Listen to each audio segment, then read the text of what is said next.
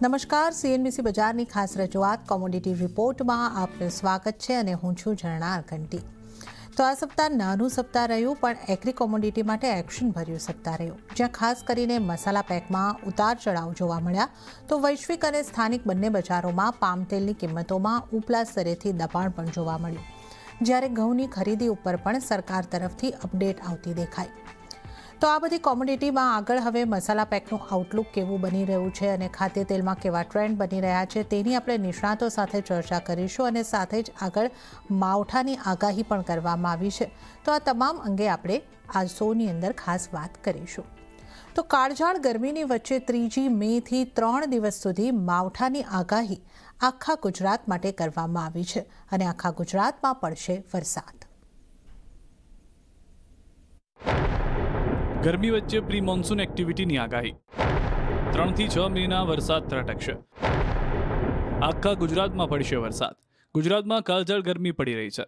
46 degree તાપનું torture લોકો સહન કરી રહ્યા છે, જેની વચ્ચે મે માસ ખેડૂતો માટે મુસીબત લઈને આવશે। ગરમી વચ્ચે હવામાન વિભાગે વરસાદની આગાહી કરી છે। પ્રી મોન્સૂન એક્ટિવિટીની આગાહી કરી છે। 3 થી 6 મેના વરસાદ પડી શકે છે।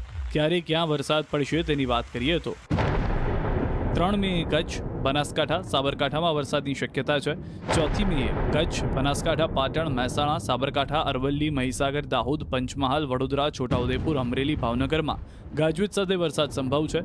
5 મે કચ્છ, બનાસકાંઠા, પાટણ, મહેસાણા, સાબરકાંઠા, અરવલ્લી, મહીસાગર, દાહોદ, પંચમહાલ, વડોદરા, છોટાઉદેપુર, નર્મદા, તાપી, સુરત, નવસારી, ડાંગ, વલસાડ, દમણ, દાદરા, નગર હવેલી, ગીર સોમનાથ, અમરેલી, ભાવનગર, દીવમાં વરસાદની આગાહી છે। 6 મે બનાસકાંઠા, સાબરકાંઠા, અરવલ્લી, મહીસાગર, દાહોદ, પંચમહાલ, વડોદરા, છોટાઉદેપુર, ભરૂચ, નર્મદા, સુરત, તાપી, નવસારી, ડાંગ, વલસાડ, દમણ, દાદરા, નગર હવેલી, પોરબંદર, રાજકોટ, જૂનાગઢ, અમરેલી, ભાવનગર, ગીર સોમનાથ, દીવમાં ગાજવીજ સાથે વરસાદની સંભાવના છે। 3 मई से लेकर 6 मई इसमें लाइट टू मॉडरेट रेन और लाइट थंडरस्टॉर्म 30 से 40 किलोमीटर प्रति घंटा पवन के साथ बारिश होने का संभावना है। તો આ માવઠા અંગે અને એનાથી કેટલું નુકસાન સંભવિત છે ખેડૂતોને માટે, આ કેટલો ચિંતાનો વિષય છે, આ તમામ અંગે આપણે ચર્ચા કરીશું। આપણી સાથે જોડાયા છે ખેડૂત આગેવાન દિલીપ સખિયા। દિલીપજી, સ્વાગત છે આપનું સીએનબીસી બજાર પર। અને જે આ માવઠાની આગાહી અહીંયા આગળથી કરવામાં આવી છે 3 થી 6 મેની વચ્ચે માવઠાની આગાહી કરવામાં આવી છે, તો હાલમાં કયા વિસ્તારોમાં કયા પાકો હશે જેને આ માવઠાથી નુકસાનની ભીતિ છે? ખૂબ સરસ। ઘણા સમયથી આ છેલ્લા 2-4 વર્ષથી આપણા દેશની અંદર કમોસમી વરસાદનું પ્રમાણ દિવસે દિવસે વધતું જાય છે। ક્યાંક ને ક્યાંક વાતાવરણની અંદર એવા ફરકો પડે છે કે ક્યારેક અતિવૃષ્ટિ થાય, ક્યારેક વરસાદ ન થાય ત્યારે સારી રીતે વરસાદ પડી જાય અને માવઠાઓ પણ ક્યાંક ને ક્યાંક પડી રહ્યા છે। ગયા વખતે તૈયાર થઈ ગયા પછી પણ માવઠાઓની અસર, અત્યારે જે જાહેરાત છે કે મે મહિનાની અંદર વરસાદ આવવાનો છે, તો એ માવઠાના હિસાબે હકીકત જોઈને તો અત્યારે રૂરલ ગામડાઓની અંદર, ખાસ તો ગુજરાતની વાત કરવામાં આવે તો ગુજરાતના 2 ભાગ છે, એક સૌરાષ્ટ્ર અને એક સાઉથ ગુજરાત, મધ્ય ગુજરાત ને ઉત્તર ગુજરાત, કે જ્યાં મોટી નદી છે તાપી, નર્મદા, મહીસાગર અને સાબરમતી। પરંતુ સૌરાષ્ટ્ર આખું બારિશ ઉપર નિર્ભર છે, વરસાદ ઉપર, અને કમોસમી વરસાદ થશે એટલે અત્યારે હાલ જોઈએ તો અત્યારે આગળતરા વાવેતર લોકોના થયા હોય કે મગફળી છે, તલ છે, કપાસ છે, એની તૈયારી કરવા માટે ખેડૂતો જમીન તૈયાર કરતા હોય છે।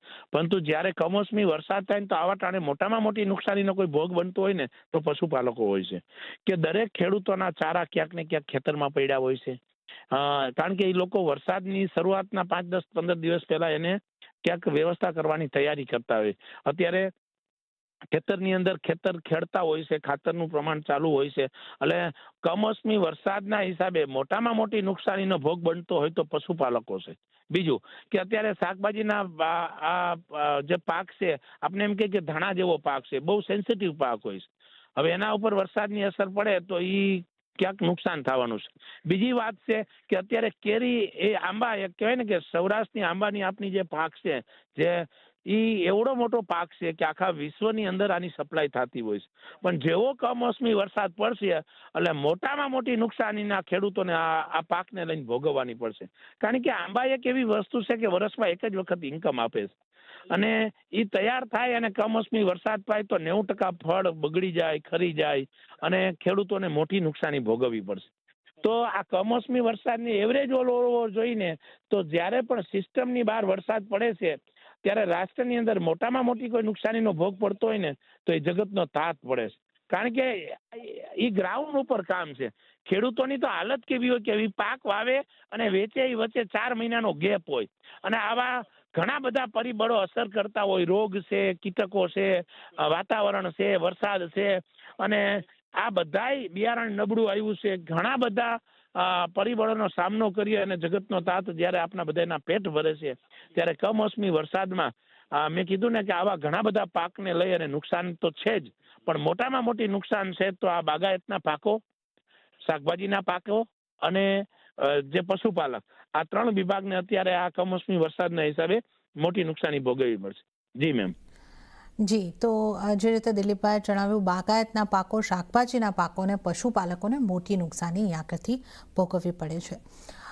દિલીપજી, હવે આપણે જે મોન્સૂનની આગાહી કરવામાં આવી છે એની વાત કરી લઈએ. IMD દ્વારા, સ્કાયમેટ દ્વારા આ આગાહીઓ આવી ચૂકી છે અને સારા મોન્સૂનની આ વર્ષ માટે આગાહી કરી છે. સારું ચોમાસું રહી શકે છે એ રીતની આગાહી કરવામાં આવી છે. તો આ વખતની વાવણી કેવી રહી શકે છે? આ વખતના જે હવે આપણે આ ચોમાસા પર નિર્ભર જે પાક લેવાના છે એને લઈને કેવા અનુમાનો? મહત્વનું જોઈએ તો આપનો દેશ છે ને કૃષિ પ્રધાન દેશ છે. ખેતી એક જ એવી વસ્તુ છે કે એક દાણો વાવે ને તો 400 દાણા ઉત્પન્ન કરે છે અને આખા દેશની નજર વરસાદ ઉપર હોય છે, ખાસ તો ખેડૂતોની. આપણા દેશને હજી પણ 60-65% લોકો ખેતી અને ખેત પેદાશ સાથે જોડાયેલા છે અને વિશ્વની અંદર આવડો મોટો વસ્તીનો દેશ છે કે દરેક ફેસિલિટી વિના હાલશે. અનાજ વિના નહીં ચાલે. તો એ અનાજ પેદા કરનાર જગતના તાતની જો કોઈ મહત્વની જરૂરિયાત હોય ને તો એ પાણી હોય છે. તો જ્યારે સારા ચોમાસાની આગાહી થાય ને તો મોટામાં મોટો કોઈ આનંદ અંદરથી અનુભવતો હોય ને એ જગતનો તાત અનુભવતો હોય છે કે ચાલો આ વર્ષે વરસાદ સારો થશે. ખેડૂતો સારા બિયારણમાં ઘણી વખત નબળું ચોમાસાની તૈયારી હોય ને તો ખેડૂતો અમુક એવા એરંડા જેવા, કપાસ જેવા એવા પાક વાવતા હોય કે જેમાં બિયારણનો ખર્ચ ઓછો થાય. પણ જગતના તાતને એવો આઈડિયા આવી જાય કે આ વર્ષે વરસાદ સારો છે તો ખાસ છે ને કે મગફળી છે, એવા ઘણા બધા પાકો છે કે જેનું બિયારણ કોસ્ટ હોય પણ એના ઉત્પાદનમાં ખેડૂતોને પણ ફાયદો હોય છે. તો એ એડવાન્સમાં જ્યારે આવડી મોટી જાહેરાત થતી હોય તો એ સારી બાબત છે. અને હવે દિવસે દિવસે ટેકનોલોજી વધી છે તો એનો લાભ ખેડૂતોને મળવો પણ જોઈએ કે સ્પષ્ટ આગાહી થાય, સ્પષ્ટ જાહેરાત થાય. તો એ અત્યારની કેમ આ વાવાઝોડાની વાત છે કે પહેલા એવી ટેકનોલોજી નહોતી તો વધારે ખેડૂતોને નુકસાન જતું. હવે આ જાહેરાત થાય તો એના હિસાબે ઘણું બધું ખેડૂતો પોતાનો પાક બચાવી શકે. જે જૂનો તૈયાર થયેલા પાક છે, તૈયાર થયેલા પાલા છે તો એ પણ એને મહત્વનો ભાગ છે. પરંતુ જ્યારે સારા ચોમાસાની વાત છે તો સ્વાભાવિક છે કે ખેડૂતો પણ તૈયારી કરશે સારા બિયારણની, સારા પાક લેવા કે ઝડપથી સારું ચોમાસું હોય એટલે ખેડૂતોના મગજમાં એવું હોય કે વરસાદ સારો થશે ને તો અમે 2 પાક લેશું. ચોમાસું પાક લેશું અને રવિ સિઝન પણ લેશું કે જેને શિયાળુ પાક કહેવામાં આવે. તો એની તૈયારીમાં એ પ્રમાણે બિયારણ વાવે. જ્યાં ઓછો વરસાદ હોય ને લાંબા ગાળાના એરંડા છે, કપાસ છે એવા પાક વાવ્યા હોય કે જ્યાં બીજો પાક લઈ ન શકાય. પરંતુ જ્યારે સારા ચોમાસાની વાત છે તો ખેડૂતો માટે બહુ આનંદની વાત છે અને એનાથી આપણે રાષ્ટ્રને પણ ફાયદો થશે, આપણો વૃદ્ધિદર પણ વધશે અને જગતના તાતને પણ એડવાન્સમાં જાહેરાત થઈ છે તો એની તૈયારી કરવામાં આઈડિયો આવશે. જી મેમ. જી, તો આપણે વરસાદને લગતી માવઠાની અને આગળ જે મોન્સૂન સિઝન છે એની વાત કરી છે. અને દિલીપભાઈ, આપનો આભાર, આપ અમારી સાથે જોડાયા અને આ ચર્ચામાં ભાગ લીધો. આપનો આભાર. અને હવે આપણે વાત કરીએ ભારતમાં મસાલાની સ્થિતિની. તો ઊંઝા યાર્ડ હવે અજમાનું હબ બન્યું છે અને દરરોજ 4000 બોરીની આવક થઈ રહી છે. જીરું, વરિયાળીના હબ તરીકે જાણીતું ઊંઝા માર્કેટ યાર્ડ હવે અજમાનું હબ બની રહ્યું છે. હાલ ઊંઝા માર્કેટ યાર્ડમાં અજમાના ઢગલા થઈ રહ્યા છે. હાલ ઊંઝા યાર્ડમાં દરરોજ 3500 થી 4000 બોરી અજમાની આવક થઈ રહી છે. આસપાસના ગામડાઓમાંથી ખેડૂતો મોટી સંખ્યામાં અજમો લઈને યાર્ડ ખાતે પહોંચી રહ્યા છે. અજમાના મણના ભાવ 1500 રૂપિયાથી લઈ 3000 આસપાસ બોલાઈ રહ્યા છે. એકદમ ગ્રીન ક્વોલિટી હોય તો અજમાનો સારો ભાવ ખેડૂતોને મળી રહ્યો છે. સારા ભાવ મળતા ખેડૂતો ખુશ છે. વેપારીઓના મતે હાલ ભારતભરમાં સૌથી વધુ અજમાની આવક ઊંઝા માર્કેટ યાર્ડમાં થઈ રહી છે, કારણ કે મહેસાણામાં ખેડૂતો અજમાના વાવેતર તરફ વળી રહ્યા છે. તેમજ ખેડૂતોને અહીં ક્વોલિટી પ્રમાણે ભાવ પણ સારા મળતા સંતુષ્ટ દેખાઈ રહ્યા છે. તો હવે આપણે આ મસાલાની આવક અને મસાલાના આઉટલુક અંગે વધુ ચર્ચા કરીશું. આપણી સાથે ઊંઝા એપીએમસીના પૂર્વ વાઇસ ચેરમેન અરવિંદ પટેલ અને એબેન્સ એન્ટરપ્રાઇઝીસના કયોમર સદરી જોડાઈ ગયા છે. આપ બંનેનું સ્વાગત છે CNBC બજાર પર. અને અરવિંદજી, આપની પાસેથી પહેલાં જાણવા માંગીશું કે અત્યારે આપણે જે અહેવાલ જોયો, ઘણી સારી અજમાની આવક અહીંયા આગળથી થતી દેખાઈ રહી છે. તો અજમાની આવક કેવી છે ઊંઝા માર્કેટ યાર્ડની અંદર, અને અન્ય મસાલાને લઈને ઊંઝામાં કઈ રીતની પરિસ્થિતિ છે?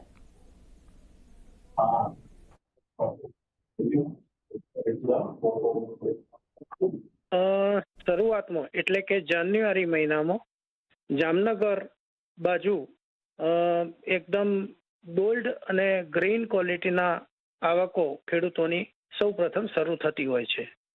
ત્યારબાદ જે ઉત્તર ગુજરાતમાં અજમાની ખેતી થાય છે એનું ઉત્પાદન લગભગ માર્ચ પછી એટલે કે એપ્રિલમાં ઊંઝા માર્કેટ યાર્ડમાં આવકો શરૂ થાય છે. ચાલુ વર્ષે અજમાના ભાવ ગયા વર્ષની સરખામણીએ લગભગ 1,000 રૂપિયા જેટલા ઓછા ચાલી રહ્યા છે. ગઈ વખતે 2,500 થી 3,000 ભાવ હતા. ચાલુ વર્ષે 1,500 થી 2,000 વચ્ચેના ભાવ છે એવરેજ ક્વોલિટીના. એ હિસાબે અને ઉત્પાદનની જો વાત કરીએ તો ગઈ સાલ ઉત્પાદન ઓછું હતું, એની સામે આ વખતે વાવેતર વધારે હતું, પરંતુ ઉતારા ઓછા આવવાના કારણે અંદાજે 5 લાખ વધુમાં વધુ આવકનો અંદાજ મુકાયો છે. પરંતુ જે રીતે બજાર હાલ ચાલી રહી છે એ જોતો ખેડૂતો પકડ રાખી રહ્યા છે અને જે ઉતારા આવવા જોઈએ વીઘાના એ પ્રમાણે ઉતારા ન મળતો થોડી ખેડૂતોમાં નિરાશા છે. પરંતુ તેમ છતાં જો ખેડૂત વેચવાની ઉતાવળ ન કરે અને જરૂરિયાત મુજબ જ વેચે તો ભવિષ્યમાં એમને હજુ વધુ સારા ભાવ મળી શકવાની શક્યતાઓ છે. ઓકે, તો અહીંયા આગળથી આપણે ખેડૂતો જો અત્યારે પોતાનો માલ વેચવાની ઉતાવળ ન કરે તો એમને ભવિષ્યમાં ફાયદો મળી શકે છે, એ રીતની એક વાત અહીંયા આગળથી આપણે સાંભળી. એબેન્સ એન્ટરપ્રાઇઝના કયોમર સદરી પણ આપણી સાથે જોડાઈ ગયા છે. કયોમર, જે મસાલાની જ્યારે આપણે અહીંયા આગળથી વાત કરી રહ્યા છે તો ઓવરઓલ મસાલાના માર્કેટની, મસાલાના બજારની આપણે વાત કરીએ તો મસાલાની ડિમાન્ડ કેવી છે, કેવો ગ્રોથ દેખાઈ રહ્યો છે? જે રીતે આપણે અમુક આંકડાઓ આપણી સાથે આવ્યા છે કે 2024માં 2 લાખ કરોડનું મસાલાનું માર્કેટ રહ્યું હતું, આગળ આ ગ્રોથ કેવો રહી શકે? નમસ્કાર મેમ. મસાલાનો ગ્રોથ છેલ્લા 3 થી 4 વર્ષમાં ભારતભરમાં આપણે જોઈએ છે કે ખૂબ જ સારો થઈ રહ્યો છે. એમાં આપણે મેઇન જે આપણા 3 મસાલા છે, જે ખાદ્ય મસાલા છે, જેમાં જીરું, ધનિયા અને હળદર, આ 3 સૌથી મુખ્ય છે. એમાં હળદરનો ખાસ કરીને કોરોના બાદ મેડિસિનલ વેલ્યુ તરીકે બી વિશ્વભરમાં નોટિસ કરવામાં આવ્યું છે. એના લીધે આપણે જોયું છે કે છેલ્લા 2 વર્ષમાં ટર્મરિકના પ્રાઇસીસ આપણે ઉપરમાં લગભગ 21-22 હજાર સુધી બી જતા જોયા છે અને ઓવરઓલ સારી સ્ટેબિલિટી જોઈ છે. તો આપણે અગર 3 મસાલાની અગર 1 બાય 1 વાત કરીએ તો જીરામાં આપણે જોયું કે છેલ્લા 10 દિવસમાં આપણે થોડો ઘણો નરમાશ જોયું છે. લગભગ 23,000 ક્રોસ કર્યા પછી પ્રાઇસીસ ફરી એકવાર 22,000 આસપાસ ટ્રેલ કરી રહ્યા છે. એમાં થોડું ઘણું આપણે પ્રોફિટ બુકિંગ પણ એક્સપેક્ટ કરી શકીએ છીએ. પણ મને લાગે છે હવે હાલથી કરંટ સિનારીઓમાં મને જીરામાં અહીંયાથી 300-400 રૂપિયાથી વધુ ઘટતા નથી દેખાતા. એટલે એકવાર એક માઇલ્ડ કરેક્શન આવે તો અહીંયાથી આપણે એકવાર જીરામાં થોડું ઘણું બાઇંગ એક્સપેક્ટ કરી શકીએ છીએ. હળદરની વાત કરીએ તો હળદરમાં છેલ્લા 1 મહિનાની અંદર આપણે ખૂબ જ વોલેટાઇલ માર્કેટ જોયું છે, જેમાં લગભગ 6% તો આપણે એકવાર ગ્રોસ પ્રાઇસીસમાં અપસાઇડ જોઈ છે, પણ બંને તરફ આપણે સારી મુવમેન્ટ જોઈ છે. તો હળદરમાં પણ મને લાગે છે કે કરંટ લેવલથી હવે બહુ ઘટાડો નથી લાગતો. એમાં પણ એકવાર 301 રૂપિયાનો ઘટાડો આવે તો એકવાર ફરી મને લાગે છે ઉપરમાં આપણે લગભગ 14,800 આસપાસના પ્રાઇસીસ હળદરમાં બી એક્સપેક્ટ કરી શકીએ છીએ. એક કોરિયાન્ડર એકમાત્ર કમોડિટી છે કે જેમાં આપણે લગભગ છેલ્લા 2 વર્ષમાં એવી કોઈ અપસાઇડ નથી જોઈ. લગભગ 8,000 આસપાસના પ્રાઇસીસથી કાયમ જ પ્રોફિટ બુકિંગ આવી જતું હોય છે. તો ખાલી હળદરમાં મારા ખ્યાલથી થોડો રેન્જ બાઉન્ડ આપણે મુવમેન્ટ જોઈ શકીએ છીએ compared to other masala pack. માં લગભગ અત્યારે 7400 આસપાસના પ્રાઇઝીસ ચાલે છે, પણ એમાં પણ મને એક 7200 થી વધારેની કરંટ સિનારીઓમાં આવનારા એકાદ મહિનાની અંદર ઓર વધારે નરમાશ દેખાતી.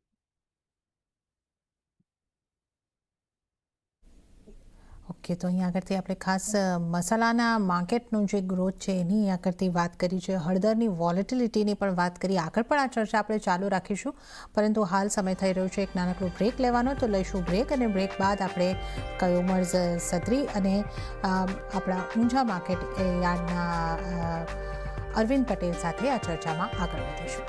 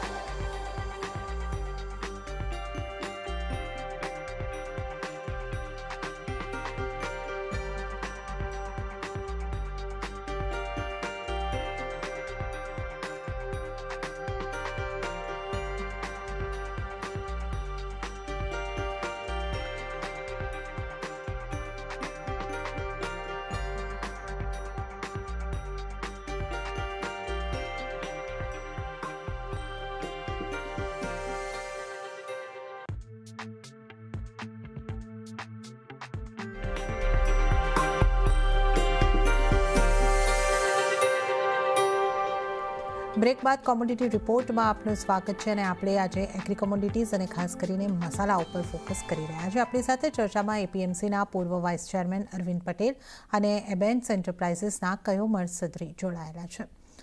તો અરવિંદજી, જે રીતે આપણે અહીં આગળથી વાત કરી રહ્યા હતા, હળદરમાં ખાસી વોલેટિલિટી આપણે એકાદ મહિનાની અંદર જોઈ છે. 21-22 હજારના ઉપરની તરફના ભાવ હતા, જ્યાંથી હવે આપણે 14,000-14,500ની આસપાસ.